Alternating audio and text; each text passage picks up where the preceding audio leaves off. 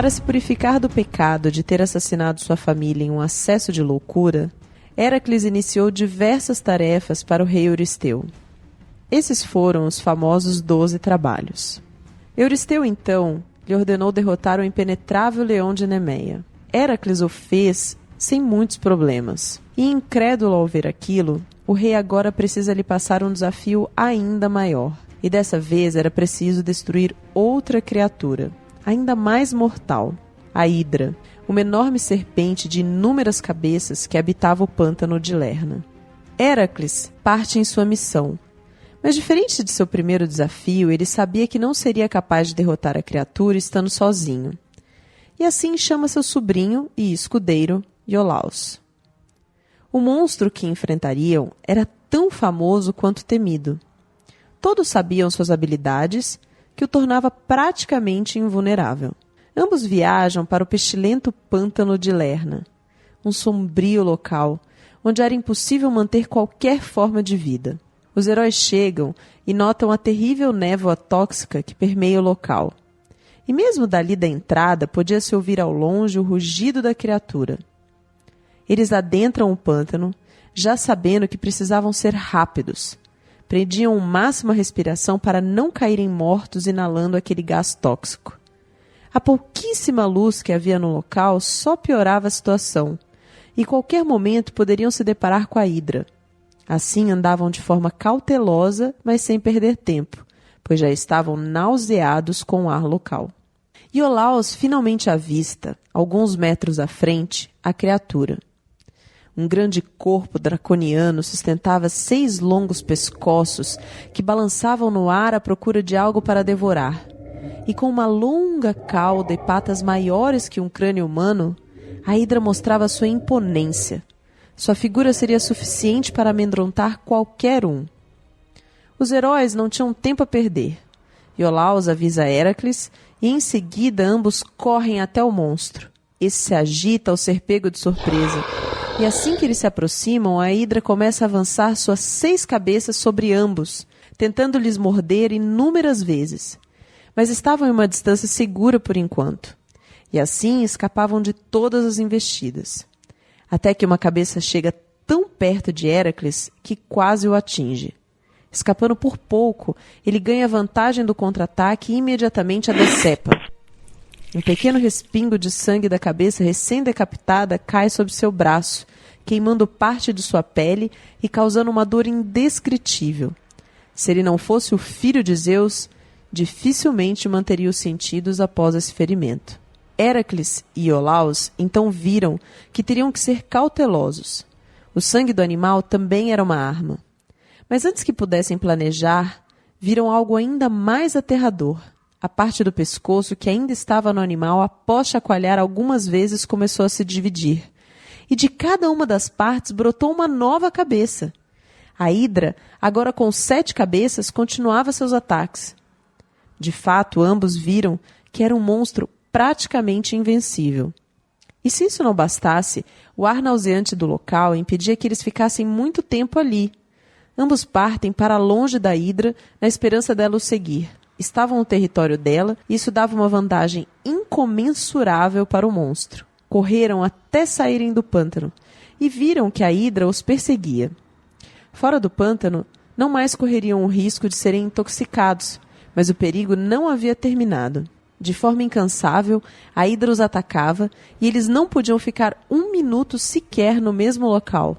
Caso contrário, a mordida da criatura seria inevitável. Até que, em um momento oportuno, Héracles cortou mais uma de suas cabeças e, novamente, 2 surgiram a partir da ferida. Que monstro desgraçado era esse, do qual era quase impossível se aproximar e, mesmo que sofresse algum dano, se recuperava na hora, tornando-o ainda mais perigoso. Héracles e Iolaus não conseguiam pensar em como derrotar, já que causar dano cortando suas cabeças só piorava a situação. Iolaus olhou para o leste e viu uma pequena floresta a passos dali. Com isso, teve uma incrível ideia. Disse para Héracles manter o monstro ocupado e depois partisse para onde ele iria agora, fazendo a Hidra segui-lo mais uma vez. Após avisar o amigo, Iolaus correu para a floresta, Passou-se alguns minutos com Héracles sozinho, desviando tanto das mordidas quanto do hálito pestilento da hidra, até que uma luz o chamou a atenção. Voltou-se para o lado e viu que parte da floresta para a qual Iolaus correu estava em chamas. De cara, Héracles entendeu qual o plano, e também correu. A hidra então pôs-se a rugir e perseguir o herói. Dessa forma, a luta que se iniciou em um pântano venoso passou por uma floresta em chamas. Já com a hidra dentro da floresta, Héracles e Iolaus mais uma vez partiram para cima do monstro, dessa vez desviando de seus ataques e do fogo ao seu redor. A fúria do animal, ao tentar atacar ambos, era tanta que por vezes abria sua guarda. Héracles aproveitava tais momentos para cravar a espada nos pescoços do monstro até decepar. Porém, assim que a cabeça cortada caía no chão, o fogo das árvores ao redor, que pareciam não causar muito dano à carapaça do animal, servia para cauterizar a ferida aberta. E dessa vez, não seria possível crescer novas cabeças. E assim, a batalha se seguiu, cortando uma por uma. Tinham que ser rápidos, pois o fogo dali poderia não durar muito. Por sorte, o animal parecia cada vez mais desesperado e com dor. Seus ataques começaram a ser cada vez mais desnorteados. Até que sobrou apenas uma cabeça. Mas diferente das outras, essa era imortal. Era a maior de todas. Porém, mortal não quer dizer que não poderia ser decepada ou muito menos derrotada, e Héracles provou isso. Sabendo que essa era sua última forma de ataque, já que as suas outras bocas não existiam mais, a hidra ficou preparada para dar um bote certeiro no herói, que se encontrava parado bem ali na sua frente. Héracles jogou seu corpo de lado assim que a hidra avançou, desviando do golpe rapidamente. Se levantou e, num único e preciso movimento, cortou a cabeça restante. Imediatamente, o enorme corpo da criatura caiu duro no chão, mas a cabeça continuava viva e se movimentava o quanto era possível, sendo um perigo para quem se aproximasse. O herói trocou de arma, pegou seu porrete e por inúmeras vezes tentou esmigalhar a cabeça. Mas essa teimava em permanecer viva. Era preciso mantê-la longe de qualquer um. Para isso, Héracles ergueu a cabeça, pressionando sua boca para se proteger de qualquer mordida, e levou de volta para o pântano. Lá, enterrou a cabeça e ainda colocou uma enorme pedra sobre o local. Assim, a hidra permaneceria em seu pântano, mas nunca mais seria um perigo. Héracles e Iolaus cumpriram a missão. Derrotaram a famosa hidra de Lerna. E antes de partirem, Héracles resolveu mergulhar a ponta de suas flechas no sangue venenoso do monstro. Preparava, assim, uma arma ainda mais poderosa para seus próximos desafios. Ao fazer isso, também sentiu um calafrio, como se o veneno da hidra, mesmo que não tendo mais atingido seu corpo, estivesse lhe mostrando algo sobre sua sina. Será que a hidra, mesmo derrotada, ainda poderia ser um perigo para o filho de Zeus? Somente os deuses poderiam ter tal resposta.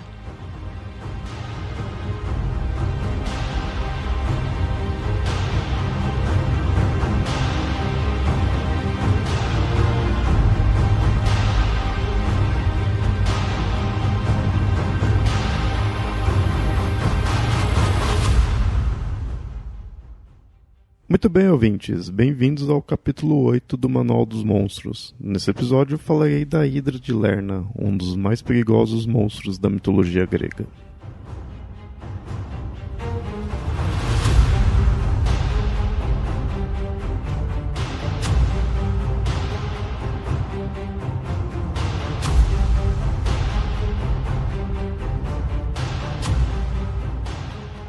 Já deixo claro que o nome da criatura é apenas Hidra. Lerna é o local onde ela se encontrava. O lago, muitas vezes visto como um pântano, na região da Argólida, uma das regiões do Peloponeso, lá na Grécia. Mas ela é bem conhecida sendo chamada assim, Hidra de Lerna. Não que haja muitas outras hidras por aí, pelo menos não na mitologia clássica. A hidra ela é bem interessante, ela é bem impactante, acaba sendo um símbolo dos monstros gregos. Parte da sua fama é pelo fato dela ter sido bem icônica no mito do Hércules. Foi o segundo dos 12 trabalhos do herói. E ainda assim, algumas características dela se manteve no restante da narrativa dele. Ou seja, é um monstro bem importante para a mitologia grega, para o personagem, o Hércules, que é um dos personagens mais famosos da mitologia grega. E como muitos monstros, ela é filha de Equidna e Tifão. Como falei em diversos outros episódios, mostrei que muitos, né, dos monstros aí são filhos desse casal. E já a essência da Hidra, ela está ligada ao formato e aos poderes dela. Ela é vista como um dragão, ou então como uma serpente com inúmeras cabeças. O número dessas cabeças varia muito de cada narrativa, porém, quando se corta uma, duas crescem no lugar. Isso de cortar uma cabeça e duas nascerem talvez seja o ponto mais marcante da criatura. Mais até do que o aspecto draconiano da Hidra. Pois, quanto a esse aspecto draconiano, de fato, ao analisar a Hidra e também outras criaturas míticas, vemos que o dragão clássico que a gente tem, o medieval, né, aquele monstro com asas, gigante, feroz, que gospe fogo, ele na verdade não é muito encontrado na mitologia grega. Quando encontramos a Hidra, que estou falando aqui nesse episódio, o Ladon, que é um outro monstro, o próprio Tifão, que é o pai dos monstros, e diversos outros que a gente encontra muitas vezes sendo definidos como dragões. São chamados assim, mas normalmente a descrição deles está mais próximo de uma serpente, não a esse dragão clássico que a gente está acostumado a ver em jogos de RPG, em filmes de fantasia medieval. Esse dragão não é necessariamente os monstros da mitologia grega. Vendo dessa forma, a gente não teria dragões nos mitos gregos. Porém, como disse, muitas vezes você vê descrito a Hidra e todos esses outros como dragões, né? Mas eles são descritos de formas diferentes. Se comparado eles à serpente, aí sim temos várias narrativas gregas com isso. Então, quando se refere a dragão, mas está dentro da mitologia grega, é preciso esperar que veja como uma serpente. Claro que isso daí ainda mantém muito do perigo do monstro, muitas vezes gospem fogo também, são gigantes, então tem todo o perigo mesmo. Mas que ainda não reflete o perigo de uma serpente. Muitas vezes é uma serpente gigante. Então isso ainda é perigoso. Uma serpente gigante e com alguns atributos a mais na maioria das vezes, como por exemplo a própria Hidra, que são inúmeras cabeças. Ela é assim, a gente tem representações antigas dela, bem como uma serpente mesmo. Só que da metade do corpo dela saem inúmeras outras cabeças. Outras representações mais recentes já colocam ela com um corpo mais definido. Patas, né, às vezes até põe asa. Aí já vai chegando mais próximo ao dragão que a gente está acostumado. Só que mesmo assim, do pescoço para cima saem inúmeras cabeças, né? Inclusive, normalmente essas cabeças não mudam muito. Elas tendem a ser longos pescoços e na ponta aí sim que tem a cabeça mesmo, ou de dragão ou de serpente. Ainda tem algumas versões que colocam cabeças humanas. Isso, imagino que é uma aparência bem bizarra. E dessas várias cabeças, somente uma era imortal. As demais morriam, mas aí duas, né, nasciam no lugar. Até aí a gente vê que ele é praticamente um monstro indestrutível. De fato, não era fácil destruir ele, tanto que o próprio Hércules precisou da ajuda do sobrinho dele, o Iolau, enquanto que o Hércules cortava a cabeça e o Iolau queimava o pescoço decepado, porque aí fechava ali a ferida, não tinha mais como nascer outras cabeças. A última cabeça, por sua vez, era imortal, então ela foi cortada, manteve-se viva, mas ela foi presa sob uma pedra. Assim, o monstro foi vencido. Algumas versões colocam que o Iolau não colocava fogo diretamente, mas na verdade ele havia incendiado a floresta ao lado, eles levaram a Hidra até lá durante a batalha e conforme ia cortando o fogo mesmo ali da floresta em chamas, que foi fechando as feridas. Ou seja, passa uma grandiosidade desse monstro. Precisou de todo um incêndio para poder acabar com ele. E semelhante à Medusa, que falei lá no primeiro episódio, a Hydra foi útil após a sua morte, pois seu sangue era venenoso. Na verdade, tudo na Hydra era venenoso, até mesmo o hálito dela. Isso acaba fazendo referência ao fato de morar em um pântano. Uma interpretação da sua narrativa é que o monstro é o próprio pântano a ser drenado e as cabeças dele representam as nascentes, do qual, se não fossem barradas, seria impossível fazer essa drenagem. Como falei do sangue, que é venenoso, isso é o que segue na narrativa do Hércules. Após ter destruído a Hydra, a deusa Atena indica para o Hércules para banhar as flechas dele no sangue, que era venenoso. Mas isso é interessante, ele se tornou uma arma a mais para o herói, mas também foi esse mesmo sangue venenoso que trouxe a ruína do herói.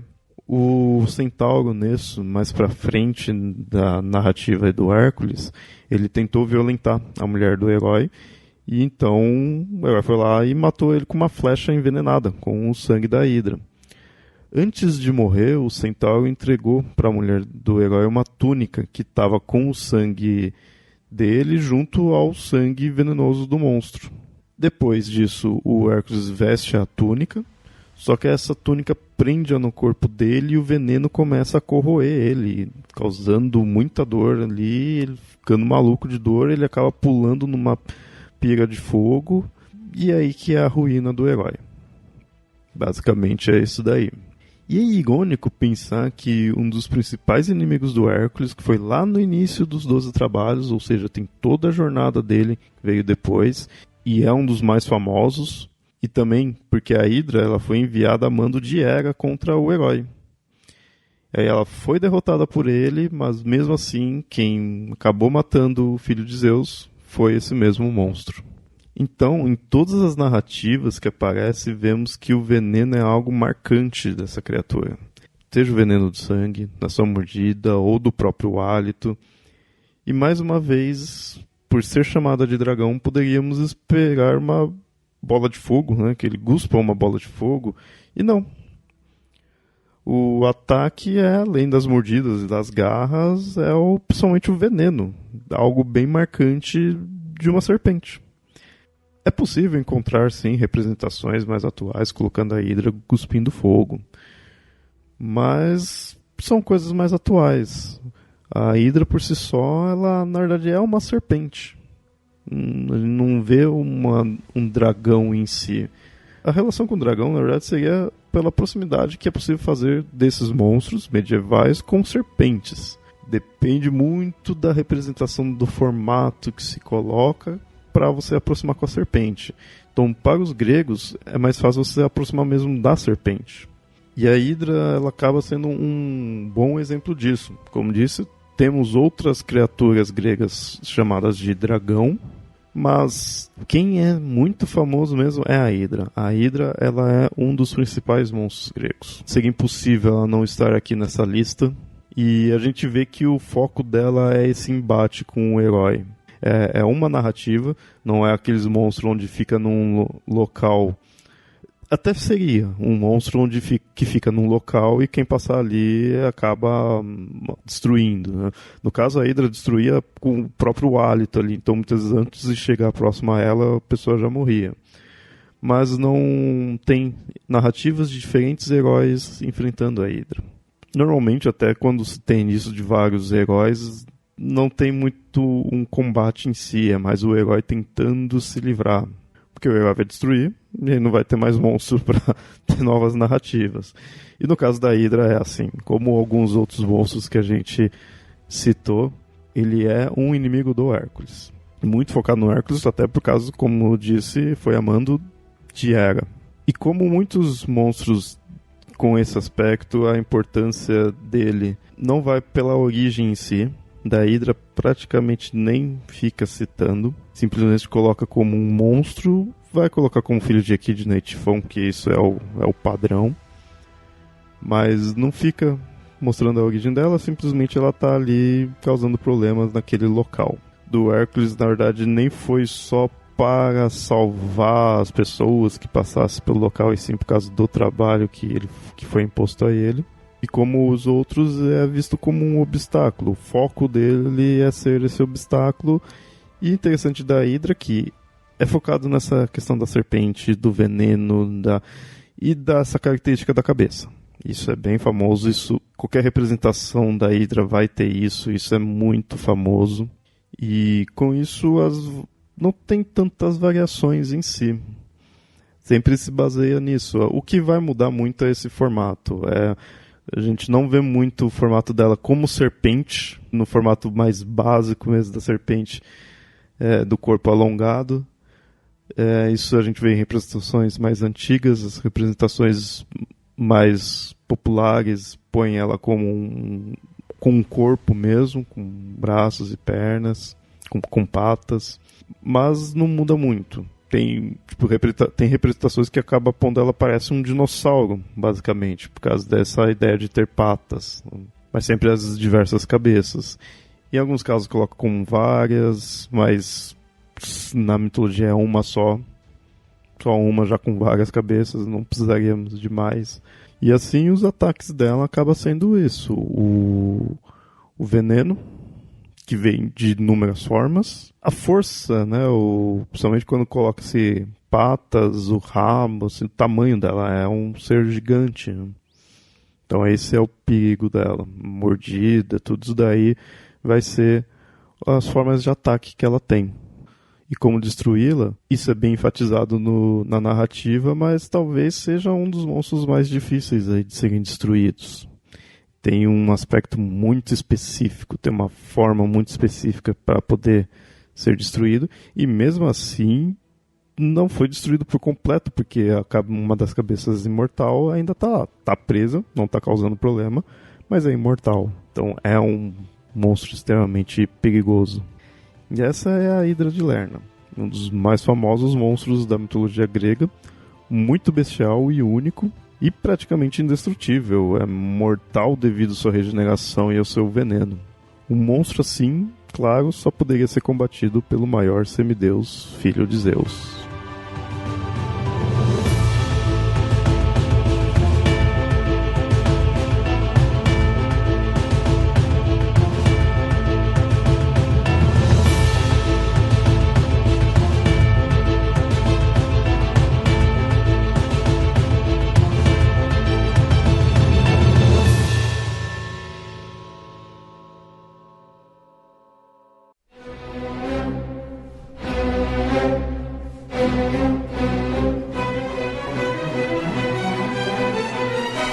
Criação, roteiro e edição desse episódio, Leonardo. Revisão, Nilda. Locução narrativa, Marcela Ponce de Leon. Esse é o Manual dos Monstros, um podcast do Projeto Mitografias. Para conhecer outros podcasts, textos, artigos e trabalhos acadêmicos, acessem mitografias.com.br. E não se esqueça de nos seguir nas redes sociais, facebook.com/papolendário e @mitografias, no Twitter e no Instagram. Para comentar, você pode ir no próprio site ou enviar e-mail para contato@mitografias.com.br. Tal podcast só existe graças ao apoio dos padrinhos e madrinhas do Mitografias, que colaboram com um valor mensal. Caso você queira colaborar também, acesse padrim.com.br/mitografias. Isso nos ajuda a manter o site e os atuais podcasts e produzir novas atrações.